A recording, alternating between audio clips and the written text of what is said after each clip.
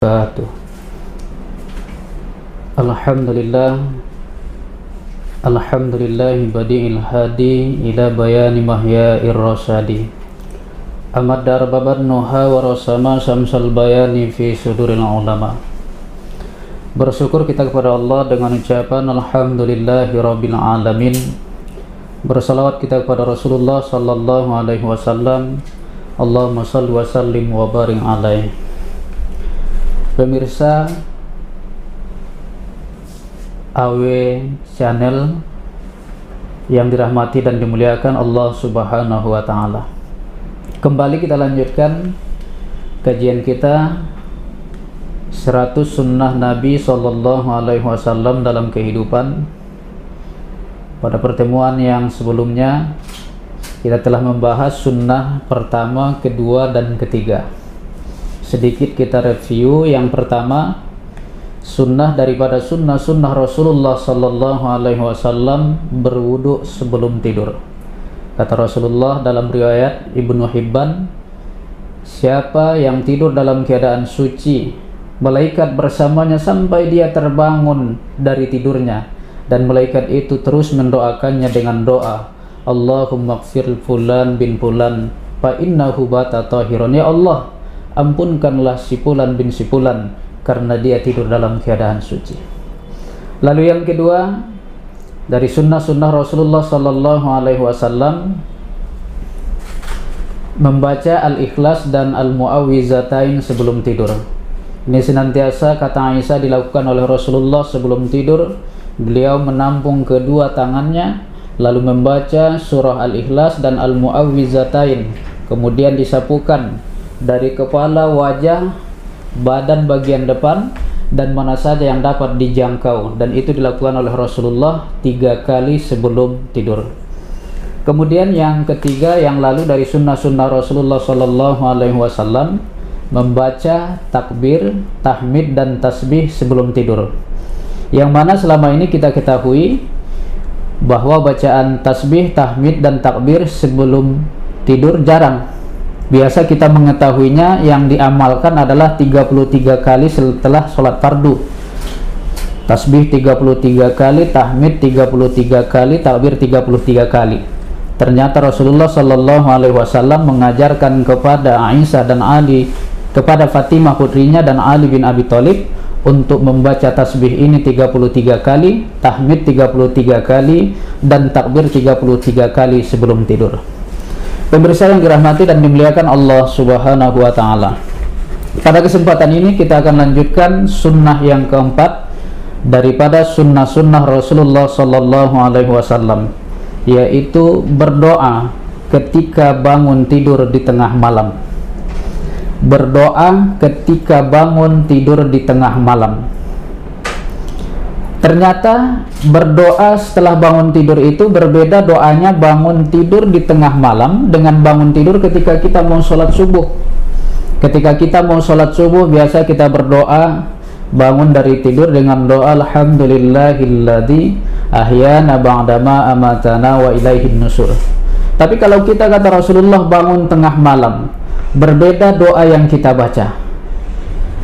Sebagaimana hadis Rasulullah Sallallahu Alaihi Wasallam dalam riwayat Bukhari, an Ubadah bin Samit radhiyallahu anhu, anin Nabi Sallallahu Alaihi Wasallam qol, man ta'arra minal lail faqal, la ilaha illallah wahdahu la syarikalah, lahul mulku wa lahul hamdu yuhyi wa yumitu wa huwa ala kulli syai'in qadir, subhanallah walhamdulillah wa la ilaha illallah wallahu akbar wa la hawla wa la quwata illa billah.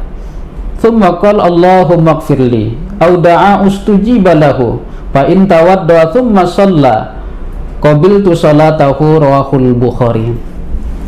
Kata Rasulullah Sallallahu Alaihi Wasallam dalam hadis yang bersumber daripada Ubadah bin Samit, beliau mengatakan Rasulullah Sallallahu Alaihi Wasallam bersabda, barang siapa yang terbangun dari tidurnya pada malam hari, kemudian dia mengucapkan la ilaha illallah wahdahu la syarikalah, lahul mulku wa lahul hamdu yuhyi wa yumitu wa huwa ala kulli syai'in qadir. Subhanallah walhamdulillah wa la ilaha illallah wallahu akbar wa la haula wa la quwata illa billah. Lalu mengangkat tangan, Allahumma gfirli, ya Allah ampunilah aku. Kemudian kata Rasulullah, dia mengambil air wudhu lalu melakukan sholat. Itu adalah sholat yang berterima, dan doa setelah itu sangat diijabah oleh Allah Subhanahu wa ta'ala. Maksudnya di sini adalah sholat tahajud. Pemirsa yang dirahmati dan dimuliakan Allah Subhanahu wa ta'ala, berdoa ketika bangun tidur di tengah malam. Semua kita saya yakin sudah menghafal zikir ini, dan doanya pun kita sudah hafal. Zikir yang biasa kita ucapkan, la ilaha illallah wahdahu la syarikalah, lahul mulku wa lahul hamdu yuhyi wa yumitu wa huwa ala kulli syai'in qadir. Subhanallah walhamdulillah wa la ilaha illallah wallahu akbar wa la haula wa la quwata illa billah. Lalu angkat tangan berdoa, Allahumma gfirli. Ambil air wudhu, maka sholat setelah itu adalah sholat yang berterima, dan doa setelah itu kata Rasulullah sallallahu alaihi wasallam sangat diijabah oleh Allah Subhanahu wa ta'ala. Pemirsa yang dirahmati dan dimuliakan Allah Subhanahu wa ta'ala, ini tata cara sholat tahajud yang sangat bagus yang Rasul sampaikan dalam riwayat Bukhari. Mungkin kita selama ini bangun tengah malam lalu ambil air wudhu lalu lakukan sholat tahajud. Mungkin masih ada di antara kita belum membaca zikir ini. Padahal ini zikir kata Rasulullah, kalau kita lakukan dan berdoa setelah itu adalah salah satu tata cara sholat tahajud yang makbul, dan doa setelah itu sangat diijabah oleh Allah Subhanahu wa ta'ala. Luar biasa ketika kita berbicara tentang tahajud, banyak sekali fadilahnya, luar biasa dahsyatnya. Maka pemirsa yang dirahmati dan dimuliakan Allah Subhanahu wa ta'ala, yang pertama daripada keutamaan tahajud, Allah angkat derajatnya. Beda posisi kerja orang yang rajin tahajud dengan orang yang tak biasa tahajud. Bisa kita lihat nanti di mana kita bekerja, ada orang yang ahli tahajud, posisi pekerjaannya pasti berbeda. Dan ini sudah Allah nyatakan dalam Al-Quran Al-Isra ayat 79. Wa minal laili fatahajjada bihi nafilatan lak asa ayyab'atsaka rabbuka maqaman mahmuda. Allah akan tinggikan derajatnya maqaman mahmuda. Tidak hanya di akhirat, di dunia pun akan Allah tinggikan derajatnya orang-orang yang rajin tahajud. Kemudian yang kedua, Allah akan bimbing dia dalam kehidupan di dunia. Dan yang ketiga, diberi jalan keluar dari setiap permasalahan yang dihadapinya. Kemudian yang keempat, Allah langsung tolong dia ketika dia membutuhkan pertolongan. Luar biasa. Malahan orang yang rajin tahajud ini salah satu kunci masuk surga yang disampaikan oleh Rasulullah dalam riwayat Ibnu Majah. Apa kata Rasulullah ketika Rasulullah sampai di Madinah? Kata Abdullah bin Salam, orang-orang berbondong-bondong mau menjumpai Rasulullah. Lalu saya masuk dalam rombongan itu, kata Abdullah bin Salam. Lalu saya lihat Rasulullah, tak ada tanda-tanda kadzab dalam wajah Rasulullah, tak ada tanda-tanda pembohong. Dan ketika itu kata-kata yang mula-mula keluar dari mulut Rasulullah, kata Abdullah bin Salam, ayyuhan nas absus salam wa at'imut ta'am wa silul arham wa sallu bil lail wan nasu niyamun tadkhulul jannata bisalam. Wahai sekalian manusia, kata Rasulullah, absus salam, tebarkan ucapan salam. Wa at'imut ta'am, beri makan orang-orang yang membutuhkan. Wasilul arham, hubungkan tali silaturahim. Wasallu bil laili wan nasu niyamun, salat malamlah ketika orang-orang sedang tidur. Maka di akhir hadis apa kata Rasulullah? Tadkhulul jannata bisalam, silahkan masuk ke dalam surga dalam keadaan selamat. Salah satu kunci masuk surga yaitu sallu bil lail wan nasu niyamun, salat malam ketika orang-orang sedang tidur. Maka mulai malam ini nanti bagi kita yang belum terbiasa tahajud, bangun nanti malam posisi masih di atas tempat tidur, baca zikir tadi, la ilaha illallah wahdahu la syarikalah, lahul mulku wa lahul hamdu yuhyi wa yumitu wa huwa ala kulli syai'in qadir. Subhanallah walhamdulillah wa la ilaha illallah wallahu akbar wa la haula wa la quwata illa billah. Lalu angkat tangan, Allahumma gfirli, Allahumma gfirli, Allahumma gfirli. Setelah berdoa, ambil air wudhu, lakukan sholat tahajud. Usolli sunnatat tahajudi raq'ataini lillahi ta'ala. Lafaz niatnya Allahu Akbar, baca iftitah, baca Fatihah, baca sabbihis. Ustaz, saya tak hafal lah sabbihis. Boleh al-kafirun. Ruku, iktidal, sujud, duduk antara dua sujud, bangkit lagi ke rakaat kedua, baca Fatihah, baca, kalau tadi rakaat pertama sabbihis, baca hal ataka rakaat kedua. Tapi kalau tadi rakaat pertama surat al-kafirun, maka baca qul huwallah di rakaat kedua. Selesai 2 rakaat. Kalau mau tambah silahkan, tapi untuk yang mula-mula melakukan amalan tahajud, jangan dulu terburu-buru mau kepada kuantitas. Biarlah 2 rakaat tahajud kita setahun 2 tahun, tapi tetap setiap malam kita bangun tahajud. Itu jauh lebih bagus daripada kita bangun tahajud satu malam kita langsung sholat tahajud 8 rakaat, tapi hanya 1 bulan, sekali 1 bulan. Bulan depannya baru sholat lagi dia. Jauh lebih bagus 2 rakaat setiap malam. Terus menerus istiqomah terus menerus 2 rakaat setiap malam. Biarlah setahun 2 tahun tahajud kita hanya 2 rakaat, tapi nanti tahun kedua atau tahun selanjutnya bertambah jadi 4 rakaat, bertambah jadi 6 rakaat, bertambah jadi 8 rakaat tahajud kita setiap malamnya. Abdul a'mal adawamuha wa inqal, kata Rasulullah. Seabdul amalan itu, menetapinya sekalipun itu sedikit, tetap kita amalkan, karena kita sudah tahu bagaimana fadilah sholat tahajud ini. Setelah kita selesai salam pada rakaat kedua, perbanyak istighfar, permohonan ampun kepada Allah Subhanahu wa ta'ala. Baru berdoalah kita. Boleh doa dengan yang biasa dibaca oleh Rasulullah, seperti yang dalam riwayat Bukhari Muslim.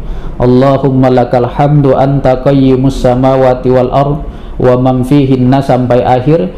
Wala haula wala quwata illa billah. Boleh yang itu, atau sesuai yang kita pahami. Kita tak pandai dengan bahasa Arab, boleh bahasa kita masing-masing. Yang jelas yakin kita akan doa kita itu akan diijabah oleh Allah Subhanahu wa ta'ala. Dengan yang banyak terjadi, kita kurang yakin akan doa yang kita panjatkan. Terkadang kita berdoa, setelah selesai apa mungkin ini diijabah oleh Allah. Sampai kapanpun doa itu tidak akan pernah diijabah oleh Allah. Ingat apa kata Allah dalam hadis kudusi, ana inda zanni abadi, saya menurut prasangka hambaku. Kalau kita yakin akan doa yang kita panjatkan, yakinlah itu akan dijabah oleh Allah Subhanahu wa ta'ala. Tapi kalau timbul rasa keraguan, sampai kapanpun doa itu tidak akan pernah diijabah oleh Allah. Saya ingat dulu ada santri di pesantren Mustaqoyah Purbabaru, santri dari Medan. Santri dari Medan biasa kalau di sana, kalau ada saudaranya tinggal di perkampungan, santri bisa juga tinggal di perkampungan. Tapi kalau tidak ada saudaranya yang tinggal di perkampungan, dia tinggal di pondok-pondok kecil. Berbeda dengan santri perempuan di Mustaqoyah Purbabaru, mereka memang tinggal di asrama. Tapi laki-laki di pondok-pondok kecil yang ada di pinggir jalan. Kemudian yang laki-laki juga boleh tinggal bersama masyarakat kalau ada saudaranya yang tinggal di perkampungan itu.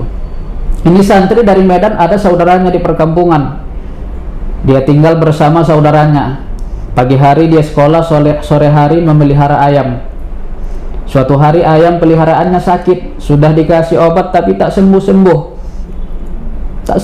ayamnya. Sehingga muncul dalam pikirannya, doa tuan guru kan sangat makbul, lebih baik ayam ini saya bawa besok ke rumah tuan guru, minta didoakan, insya Allah pasti akan sembuh ayamku. Pagi hari setelah pulang sekolah, ayam dibawa ke rumah tuan guru. Tuan guru pun bingung, biasa yang datang minta didoakan adalah orang, ini yang datang santri dengan membawa ayam minta didoakan agar sembuh. Lalu tuan guru pun berpikir, apalah doa yang saya panjatkan. Tiba-tiba tuan guru pegang kepala ayam sambil mengucapkan, mulaget mate ho mate ma mulaget mangolu ho mangolu ma, mulaget mate ho mate ma mulaget mangolu ho mangolu ma, mulaget mate ho mate ma mulaget mangolu ho mangolu ma. 3 kali diulangi oleh Tuan Guru. Santri pun pulang ke rumah, dibawanya ayamnya pulang. Esok harinya ayamnya sembuh. Lalu muncul dalam hati santri doa Tuan Guru makbul ya. Lalu diingat-ingatnya, lalu dihafalkannya, mulaget mate ho mate ma mulaget mangolu ho mangolu ma, mulaget mate ho mate ma mulaget mangolu ho mangolu ma. Tahu pemirsa yang dirahmati dan dimuliakan Allah apa artinya? Kalau mau mati, matilah. Kalau mau hidup, hiduplah. Kalau mau mati, matilah. Kalau mau hidup, hiduplah. Hanya itu yang diucapkan Tuan Guru tadi ketika memegang ayam. Tapi karena keyakinannya, ayam itu pun sembuh. Esok harinya santri karena ayamnya sudah sembuh ingin mengucapkan terima kasih kepada Tuan Guru. Lalu pun dia berangkat ke rumah Tuan Guru. Assalamualaikum, waalaikumsalam, kata Tuan Guru. Rupanya Tuan Guru sedang sakit dan sedang terbaring. Ada apa Tuan Guru? Kenapa berbaring? Saya sakit nak, kata Tuan Guru. Lalu didekati Tuan Guru dan dia pun minta izin. Izinkan saya berdoa Tuan Guru. Boleh nak, kata Tuan Guru. Santri yang dari Medan ini pun tadi berdoa. Apa doanya? Mulaget mate ho mate ma mulaget mangolu ho mangolu ma. Dalam hati Tuan Guru, mudah-mudahan doa ini tidak terkabul. Yang kita ambil dari cerita ini pemirsa yang dirahmati dan dimuliakan Allah, tentang keyakinan terhadap doa. Kalau kita yakin apa doa yang kita panjatkan itu akan dijabah oleh Allah, itu pasti akan dijabah oleh Allah. Nah, sama halnya tadi ketika kita selesai tahajud, ada sesuatu yang kita inginkan, karena kita semua mempunyai permasalahan hidup, punya kesulitan, maka waktu terbaik mengadukan permasalahan kita, mengadukan kesulitan kita kepada Allah adalah di sepertiga malam.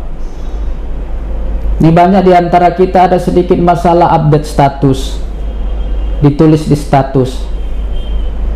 Mudah-mudahan Allah mengabulkan permintaan saya yang ini, karena saya sedang begini-begini. Facebook tidak bisa mengabulkan doa kita, tapi yang mengabulkan doa kita itu adalah Allah Subhanahu wa Ta'ala. Waktu terbaik itu mengadukannya adalah di sepertiga malam. Selesai kita tahajud, berdoa kepada Allah, angkat tampung tangan, minta apa yang kita inginkan sesuai dengan apa yang kita inginkan.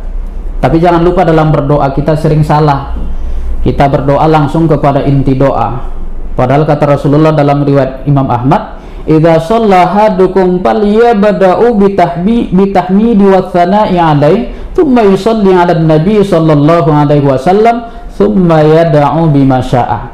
Apabila kalian berdoa, maka awali dengan hamdalah atau pujian, kemudian mengagungkan Allah dan berselawat kepada Rasulullah sallallahu alaihi wasallam, lalu berdoalah sesuai yang apa kalian inginkan.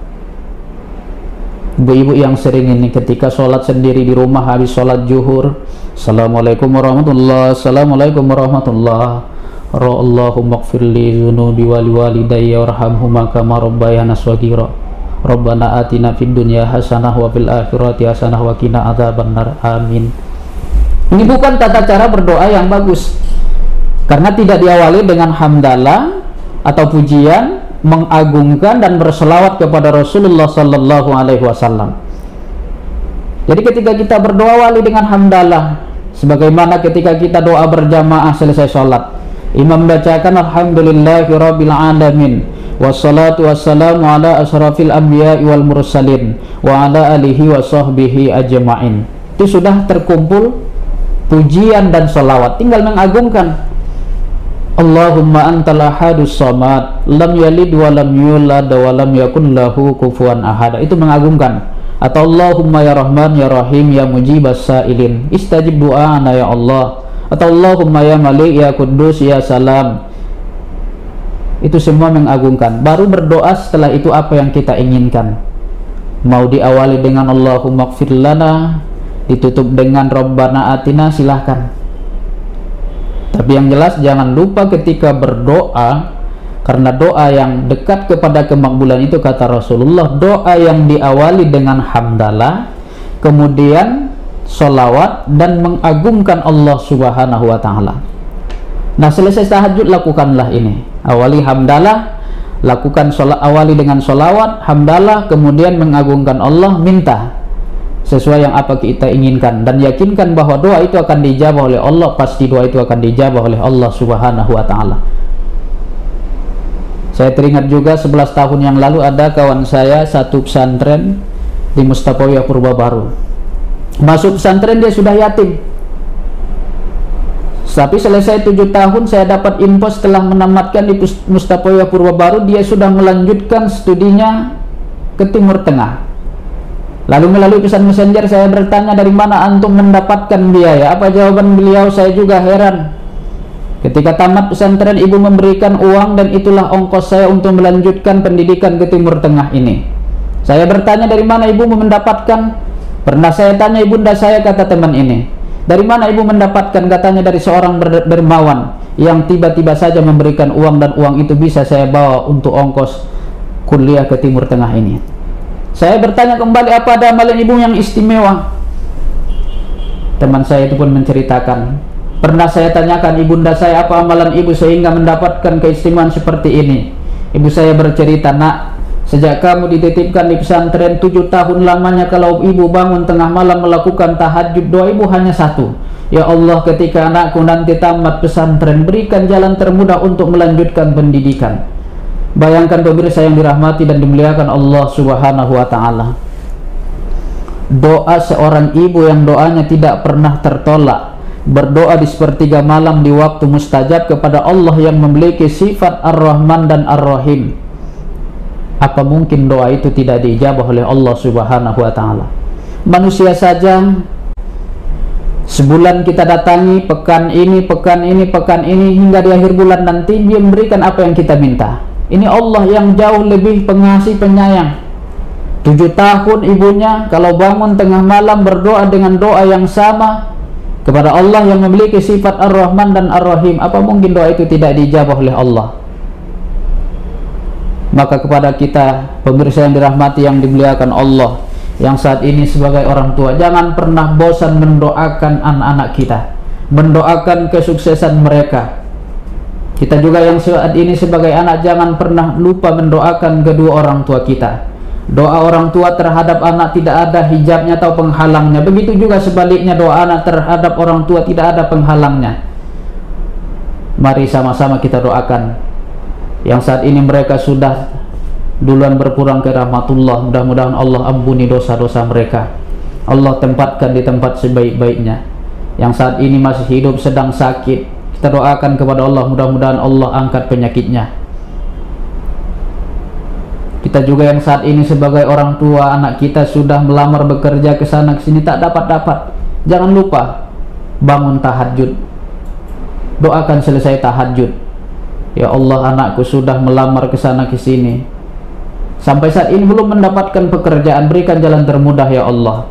Yakin dan percaya doa orang tua sangat dijabah oleh Allah Subhanahu wa ta'ala ketika berdoa kepada anaknya. Jangankan yang baik, yang buruk saja yang muncul dari orang tua, hati orang tua bisa terkabul.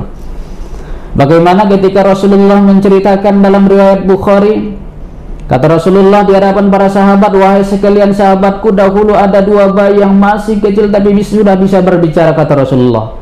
Yang pertama Nabi Isa bin Maryam, yang kedua bayi yang hidup di masa Jurais. Sahabat bertanya, ya Rasul, siapakah Jurais itu? Lalu Rasul menceritakan, Jurais adalah seorang pemuda yang tekun beribadah kepada Allah, tapi ketika dia melakukan sholat sunnah, ibunya memanggilnya Jurais, Jurais, tapi Jurais tidak menjawab panggilan ibunya, alias dia melanjutkan sholat sunnahnya. Padahal dalam Islam kalau hanya sholat sunnah yang kita lakukan, ibu kita atau orang tua kita memanggil kita, wajib membatalkan sholat sunnah tersebut dan menjawab panggilan ibu. Tapi Jurais tidak, dia tetap melakukan sholat sunnahnya. Dalam hati ibunya muncul kata-kata, ya Allah, jangan wafatkan Jurais sebelum difitnah. Ternyata itu terkabul. Beberapa bulan kemudian seorang perempuan datang ke tempat ibadah Jurais, merayu dan menggoda Jurais, mohon maaf sudah dalam keadaan telanjang, untuk melakukan perzinahan dengan Jurais. Tapi apa kata Jurais? Inni akhafullaha rabbal alamin, saya tidak mau, saya takut kepada Allah Tuhan semesta alam. Tidak terjadi perzinahan. Si perempuan pulang di tengah jalan berjumpa dengan tukang gembala, dirayu, digoda dengan hal yang sama dilakukan kepada Jurais. Akhirnya tukang gembala tergoda sehingga terjadi perzinahan. Beberapa bulan kemudian si perempuan hamil, kemudian melahirkan, dan dia memberitakan kepada penduduk kampung bahwa bayi yang dilahirkannya adalah anak Jurais. Penduduk kampung pun marah. Jurais kan orang yang taat ibadah, kok masih menghamili perempuan, masih berzina. Akhirnya penduduk kampung marah dan menghancurkan rumah peribadatan Jurais dan ingin menghakimi Jurais. Tapi apa kata Jurais? Izinkan saya terlebih dahulu berdoa kepada Allah dan bertanya kepada ini bayi siapa bapaknya, padahal bayi baru lahir. Jurais pun berdoa. Setelah berdoa, Jurais bertanya kepada bayi yang baru lahir tadi, man abuka, siapa bapakmu? Anak yang baru lahir tadi menjawab, abi gulami, ayahku tukang gembala. Akhirnya penduduk kampung pun meminta maaf kepada Jurais, dan mereka berjanji akan membangun kembali rumah peribadatan Jurais karena merasa sudah bersalah.